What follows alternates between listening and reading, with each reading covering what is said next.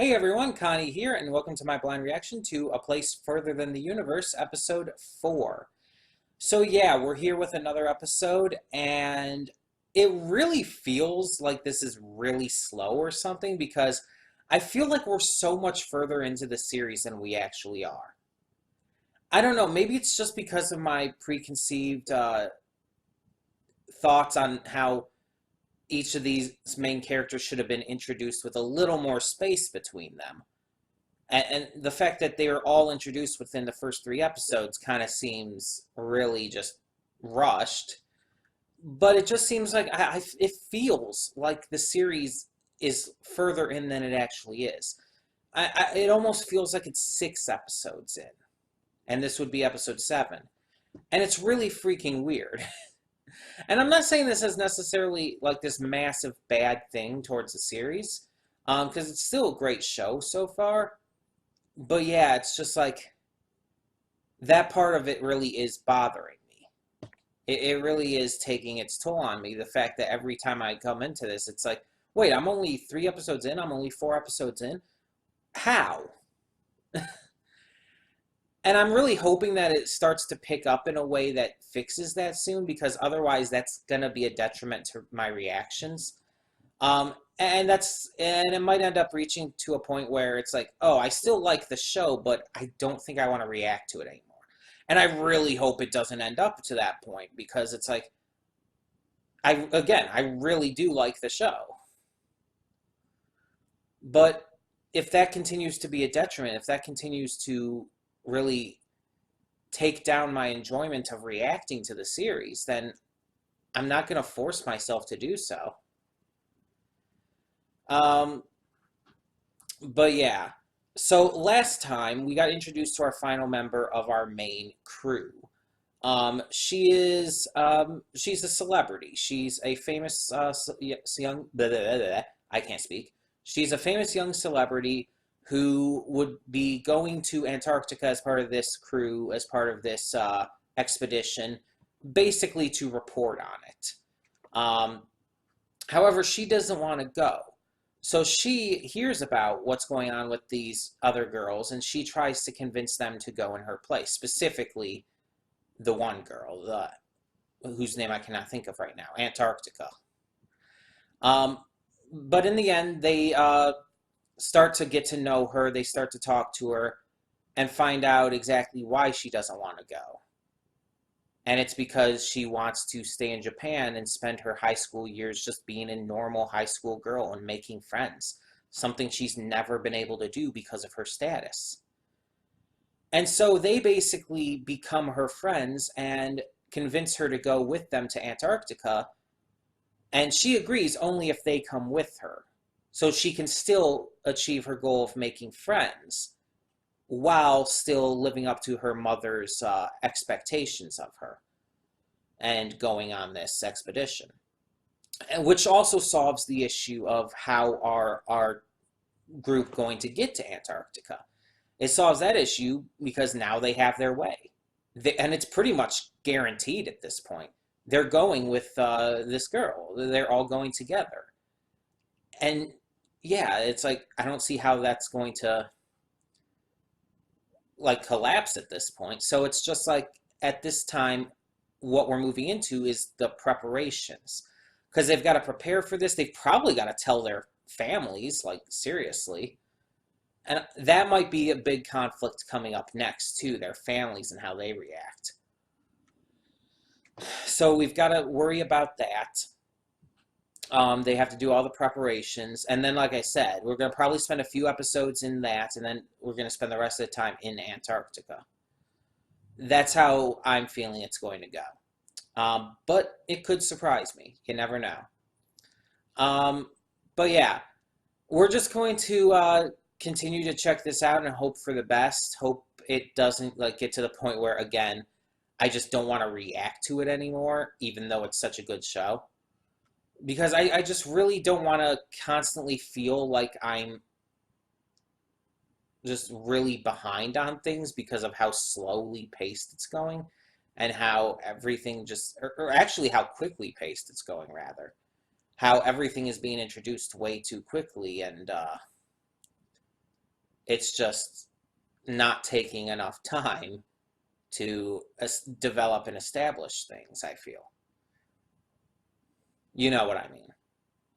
Either way, either way, we are going to get this started because I'm not really getting started late today. It's just a little later than I was hoping to and everything, and I've already had to do stuff today, and I've probably got to do stuff after this, so let's just get it get done and hope it's good.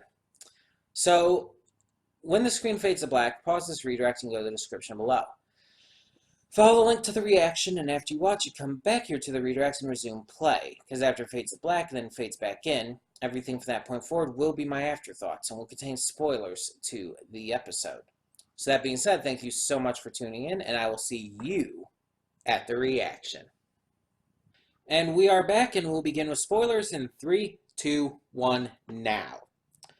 So the pacing of this show is really fucking weird, because it seems like a lot of it, like I mentioned in the first 3 episodes, like I said in the pre-thoughts, went by really quickly, and it makes me feel like just because we're at this point where, oh, we've got all 4 of our main characters together, and they've already got it confirmed they're going and everything, and now they're heading into training. It just feels like it's much further on in the series than it is.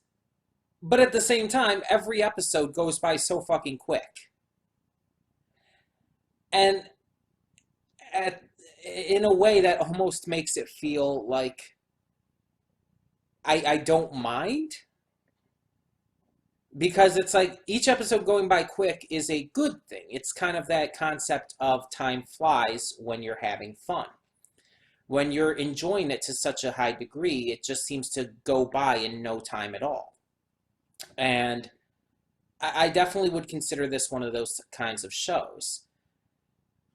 The ending of the episodes just sneaks up on you. Like, when it ended there, like, I was legitimately shocked it was the end.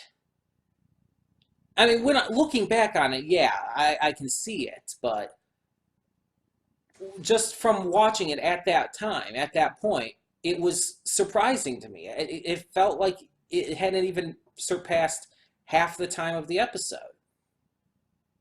But that's a good thing. That means that it's really entertaining to me. It means that I'm really enjoying it, and that it's getting really interesting and exciting. So in this episode, with our confirmation of our girls heading off to Antarctica, they got to start doing some training. So there's really 2 parts to this episode. The preparation and then the beginning of their 4-day training class. So the preparation, there's not much to it. It's mostly, we're going to talk about it a little bit. We have to get things going. We have to get things signed and everything. And really the only one who presumably doesn't have that permission at this point is Mari. And so she is planning on bringing it up to her mother and everything. Her sister's there with her. They're watching her, trying to analyze the way she chops vegetables and stuff, which I definitely want to take a moment to talk about. Because if you've been online and you follow any pages on Facebook, or if you follow anyone on Twitter or something that might talk about things like depression or emotional abuse within families, you might have heard of this kind of thing before. About how the smallest little things can set someone off if they've been emotionally or even physically abused by a parent. Things as simple as a parent slamming the door, violently throwing clothes in a washing machine, stomping around the house a little heavier than normal. It seems like stuff that a lot of people wouldn't think too heavily about. But to someone who's been emotionally abused, that kind of stuff is terrifying. And I'm speaking from experience here. That kind of stuff is almost scarring. And it's not even that there's anything actually wrong, but anytime that that kind of stuff happens and you notice it and everything, it just it like in a legitimate use of the word, it triggers you. So that's the first thing I thought of when I saw that scene, when I saw these two girls counting, well, not counting, but like analyzing their mother's actions, the way she seemed in personality and stuff. Um, and then there's the entire fact that when Mari's trying to run away from her, the father comes home, but then he closes and holds the door shut and everything. And I'm not saying that Mari's mother is necessarily abusive. I am not saying that because we don't have that information. And I'm not going to just assume something that heavy. All I'm saying is that there is some reason that Mari and her sister would be able to do that, and would even think to do that, to be able to analyze the way their mother chops vegetables or the way she seems to act when she comes home. And honestly, it might be abuse. It might be, but I can't say that with any level of certainty. Now, in the end, we find out that Mari's mom is going to let her go, but only if she passes all the tests leading up to it, which is honestly very fair. That's honestly very fair. It's like if you're going to have some kind of condition for your child to go on a trip, them doing well in school is honestly fair. Like, you could have some other thing like that, like, oh, you have to do some extra work around the house and all, and which would also be completely fair. But I think doing well in school, even though here in America, the school system is shit, and yeah, you could do extremely well in school and still fail in life because school doesn't actually help you with anything in life. Instead, they're more focused on math that you'll never use and other stuff that you'll never use. But I'm not going to rant about that right now. But the point is, it's a fair compromise, especially considering her mother was clearly upset that Mari didn't tell her directly about this, that she tried to sign the paper herself, all of that jazz. So it's a fair compromise, and it's like, if you want to go, just pass all of the tests. And it's like, yeah, cool. But Mari is having a little bit of doubt, so she asks Hinata for help. Hinata's basically like, no, if you're going to do this, you got to do it on your own. Which, I mean, I understand, but at the same time, like I was saying in the reaction, it's not quite as simple as like, oh, anyone can just do it if they try. That's not how anything works. Like, different people have different mental abilities, and different people learn in different ways. Not everyone can just learn just by putting forth the effort and work. Some people literally cannot learn that way. It's all dependent on a person-by-person basis, which is why the school system that forces the idea of a just standardized way of teaching is shit, and why it doesn't work. But yeah, so she tries Hinata. She, I guess, is going to try the new girl, whose name I cannot remember. But they're focused now on their 4-day trip. So they're taking a 4-day trip to put in some training for Antarctica for obvious reasons. They're going to Antarctica. They definitely need to practice and get their bodies and minds more settled for that. So they go to the mountains alongside one of those women we saw before. There are those two women who were chasing them through the streets before the fourth girl was introduced. And those two women were basically saying, like, we can't get you in and stuff. And this was one of them. This was the nicer one, of course. So she brings them up there, helps them learn about what they need to learn about, and we get introduced to the captain of the expedition, who is a former friend of Antarctica's mother. And so that's interesting in and of itself. They seem to have almost a strained relationship. It almost seems like Antarctica almost blames her. Like she even straight up said at one point, like, she came home, my mother did not. It almost seems like she blames her. But at the same time, I don't think that she actually hates her or anything. I think she's just trying to push the blame onto something.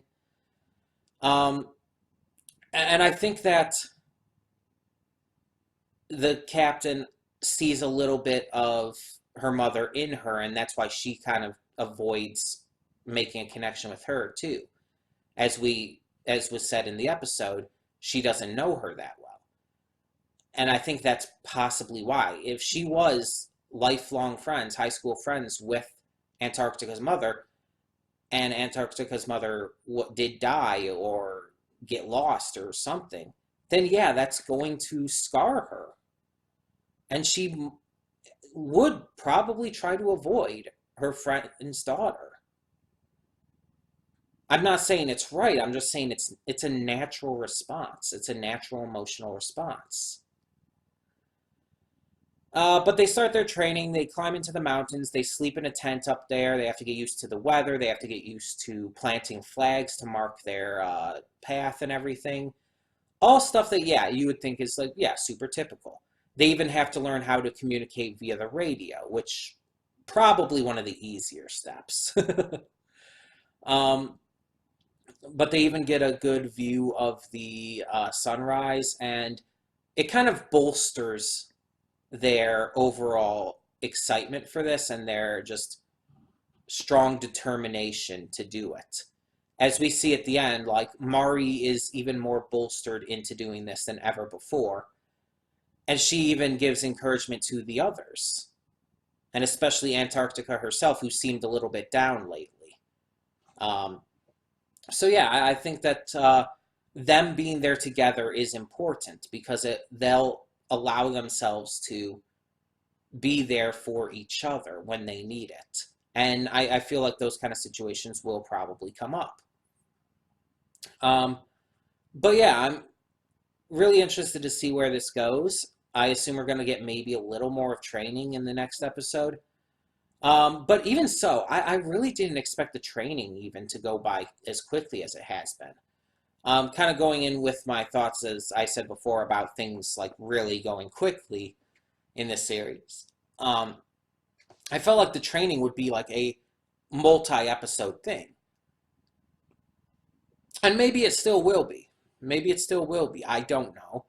But this seems like they were kind of just like, oh, training is happening. We're going to have to work with that. And it's like, okay. Now, this was episode 4. There's 12 episodes, I believe. So I was basically kind of saying the first half is going to be getting ready to get there. And then the second half is going to be pretty much getting there and being in Antarctica. And that could still happen. So we're going to have 2 more episodes for the first half, episodes 5 and 6. And I'm thinking that those are still going to be, again, the maybe remainder of training and getting to the point where they're ready to leave and all, where they're ready to head out. And then maybe episode 7 will be them getting to, Australia, I think it was. I think they need to head to Australia first to get on the ship from there. So if that is still the plan now that they have like an actual way in, I don't know. But if that's still the case, they're probably going to have to do that, and then the rest of the time they'll be in Antarctica and be exploring, taking pictures of penguins or whatever else, doing what they have to do under the expedition leader, all of that jazz. But yeah, it's going to be definitely interesting to see where this goes. Because, again, even though I've noted how it does feel like it's just, like, going really fast and we're, like, having a lot of content for a short amount of episodes and it feels like it should be later on, at the same time, with what I've been saying about, like, oh, how the first half should be getting up to that point, and the second half should be getting to that point and getting to Antarctica, it's still actually fitting in that. It's still actually, like, really fitting in tune with that idea. So I think for right now, it's still good. But like I said, I'm going to keep focusing and going to keep paying attention to what I think about it and everything. And if it does get to the point where with this show, I feel like even though I love the show, I'd rather watch it on my own time, then I will. But right now, I think it's still good to react to. Maybe one of these weeks I'll have to do multiple episodes. We'll see. In the meantime, tell me what you thought of this episode of The Place Further Than the Universe, and thank you so much for tuning in. For now, I'm Connie, and I'm signing off. See y'all next time. Hey everyone, Connie here, and thank you so much for tuning in to today's video. If you want to check out any of my social media links and more, please check them out over to the side. And if you have any comments, questions, concerns, please leave those down below. In the meantime, though, thank you so much once again for tuning in. For now, I'm Connie, and I'm signing off. See y'all next time.